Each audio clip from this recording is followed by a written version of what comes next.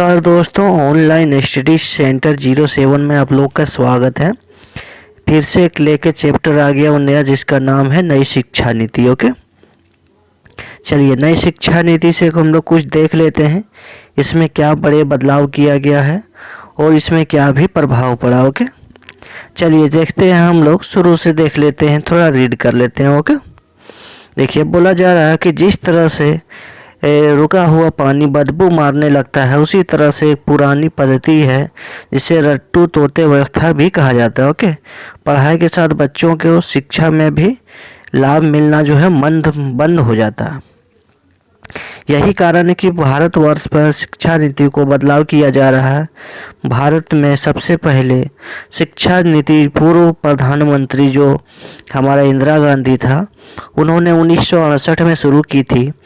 इसके बाद अगली शिक्षा नीति राजीव गांधी की सरकार ने 1986 में दूसरी सरकार नीति बनाई, जिसमें नरसिम्हा राव सरकार ने 1992 में कुछ बदलाव किए। ओके, जो कुछ बदलाव किया था। ओके, इस प्रकार वर्तमान में भारत के 34 साल पुरानी शिक्षा नीति को चल रहा था। ओके, चलिए देखते हैं। इस प्रकार में भारतवर्ष में 34 वर्ष पुरानी शिक्षा नीति जो है चल रहा था। अब इसको बदलते हुए प्रदर्शित करते हुए प्रभावित किया। ओके, और जनता लोगों ने सलाह के द्वारा मांग भी किया है। चलिए देखते हैं। भारत की शिक्षा नीति जो है 2020 में प्रधानमंत्री की अध्यक्षता में कैबिनेट ने 29 अगस्त को मंजूरी प्रदान की। नई शिक्षा नीति मसौदे जो पूर्व इसरो के प्रमुख है कस्तूरी रंगन की अध्यक्षता में उसे विशेषज्ञों की एक समिति ने तैयार किया। आइए कुछ पॉइंट को हम लोग नई शिक्षा नीति के बारे में देखते हैं। ओके, चलिए यहाँ से हम लोग देख लेते हैं। जो नई शिक्षा नीति है ना, उसका हम लोग कुछ पॉइंट देख लेते हैं। चलिए, एक नंबर में क्या कहा गया है? नई शिक्षा नीति 2020 पर सकल घरेलू उत्पाद में उनका जो है 6% जो है आपका 6% जो खर्च जो है 6% जो खर्च आपका है उसमें से किया जाएगा। ओके, चलिए देखते हैं हम लोग दूसरा क्या कहा गया है। अब 5वीं कक्षा तक जो शिक्षा है वो मातृभाषा में ही होगी। ओके, चलिए तीसरा क्या गया है? मानव संसाधन विकास मंत्रालय का नाम बदलकर अब शिक्षा मंत्री कर दिया गया। ओके, मानव जो संसाधन विकास मंत्री था उसका नाम बदल के अब शिक्षा मंत्री कर दिया गया। ओके, चलिए चौथा देख लेते हैं क्या कहा गया है। लॉ और मेडिकल एजुकेशन को छोड़ के समस्त उच्च शिक्षा में एकल निकाय के रूप में भारत उच्च शिक्षा का आयोग जो है HECI ओके का गठन जो है किया जाएगा। अर्थात उच्च शिक्षा के लिए एक सिंगल रेगुलेटर ओके रहेगा। उच्च शिक्षा में 3.5 करोड़ की नई सीटें जोड़ी जाएगी। ओके, ये जो देख लीजिए 3.5 की जो करोड़ रुपए का नई सीटें जोड़ी जाएगी। ओके, चलिए देख लेते हैं कोई आपका 5 नंबर पॉइंट। क्लास 6ठी से वोकेलेशन ओकेशनल कोर्स भी शुरू किया जाएगा। इसके लिए इच्छुक छात्र को 6वीं कक्षा के बाद से ही इंटर्नशिप करा दिया जाएगा। ओके, चलिए 6 नंबर पॉइंट देख लेते हैं। म्यूजिक और आर्ट्स के पाठ्यक्रम में भी कोई बदलाव मतलब शामिल किया जाए और बढ़ावा दिया जाएगा। ओके, चलिए हम लोग देख लेते हैं 7 नंबर फटाफट। 7 नंबर पॉइंट क्या कहा गया है?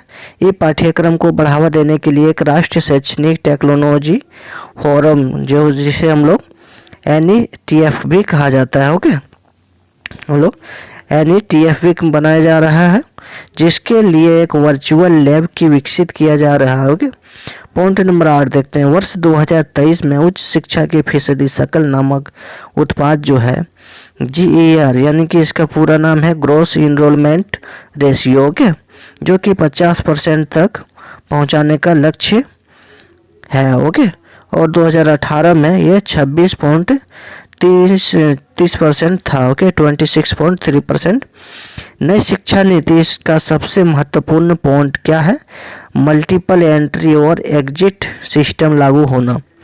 यदि आप कोई छात्र के 3 साल इंजीनियरिंग पढ़ने में 6 सेमेस्टर पढ़ने के बाद किसी कारण उसे आगे की पढ़ाई नहीं हो कर पाता है तो वह कुछ हासिल नहीं कर पाता। ओके, लेकिन अब मल्टीपल एंट्री और एग्जिट सिस्टम में 1 साल के बाद ही मतलब जो बोला गया है, पढ़ाई करने के बाद सर्टिफिकेट, 2 साल के बाद डिप्लोमा और 3 साल के बाद पढ़ाई छोड़ने के बाद जो है से डिग्री मिल जाएगी। ओके, इससे देश में ड्रॉप और आउट सिस्टम का रेशियो भी कम होगा। ओके, चलिए आगे देखते हैं पॉइंट नंबर 10।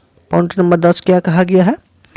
अगर कोई छात्र बीच में ही कोई मतलब कोर्स करके छोड़ दिया जाए और एडमिशन ले लेना चाहता है तो पहले कोर्स से खास निश्चित समय के लिए तक ब्रेक ले सकता है और दूसरा कोर्स ज्वाइन कर सकता है और इससे पूरा करने के बाद फिर से वह उस कोर्स को जारी कर सकता है। 11 नंबर पॉइंट देखते हैं।